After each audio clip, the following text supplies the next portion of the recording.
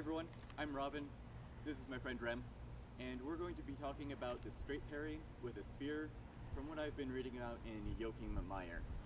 So Joachim Meyer divides our spear into 4 parts.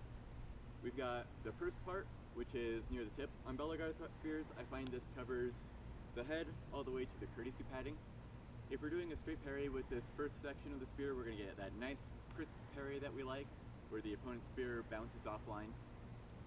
When we achieve a parry out of the first part of the spear, it's best to go straight into a counterattack.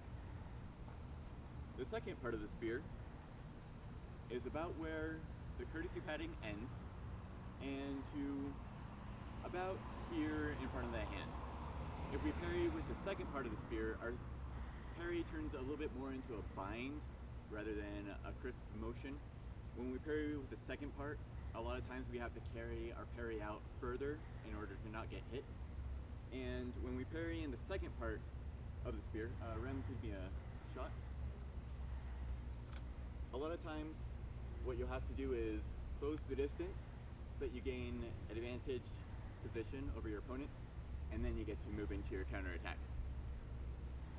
If we parry with the third part of our spear, which is from about here to in between our hands, this is a really tough spot to parry out of. It can be done, but to be honest, if you're parrying here, it's a little bit too late and you're in trouble. So try to avoid that if you can.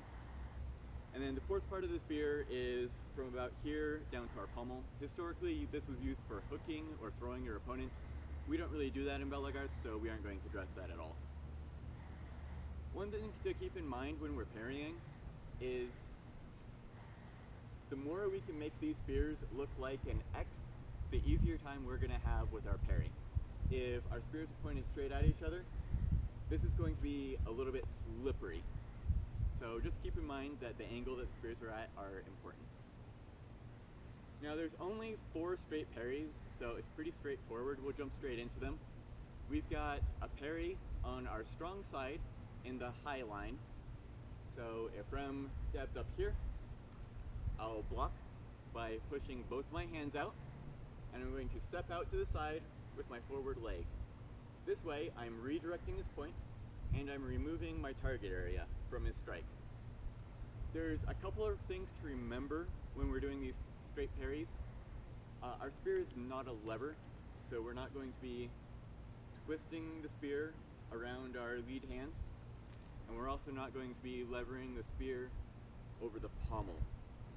With these, it's going to be slower, it's going to be less accurate, and we aren't going to keep our spear pointed at our opponent like we ordinarily want to when we have this straight parry. We've also got a parry on our strong side in the low line. So if Rem stabs low on me, what I want to do is drop my point and push out with my hands, push it sideways, and I want to step with my lead leg out so that I remove target area. And we'll do that again.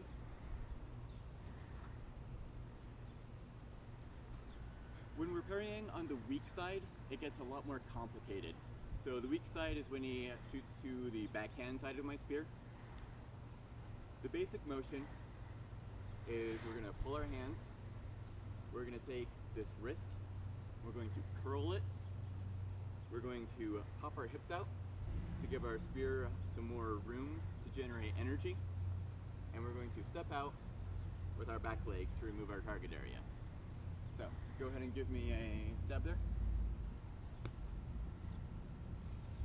And getting this wrist curl is actually really important.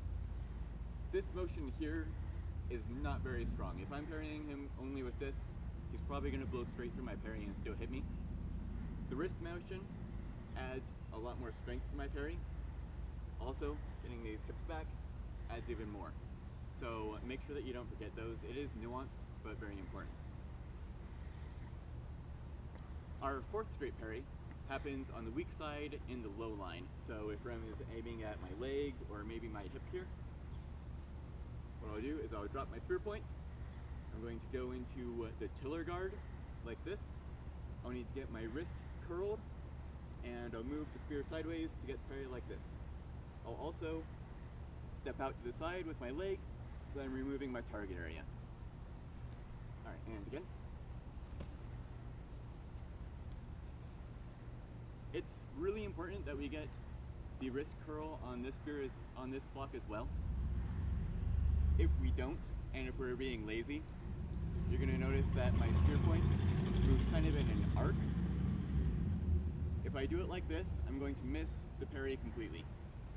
Ideally, I want my spear to look a little bit like a box shape.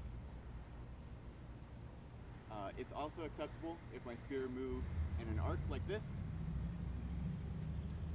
And it can be doable if my spear moves in a diagonal line. Sometimes it misses, sometimes it works.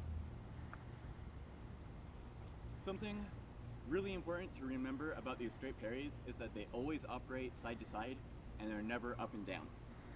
So if Rem gives me a stab and I try to parry up or parry down, all I'm going to do is parry that spear into something that hurts more than what he was aiming at. So it's really important, don't do this, don't do this. Always make sure that you're parrying side to side and make sure that you're stepping out of their attacks. So that way if you get half parry and half an evasion, it'll equal up to one whole miss.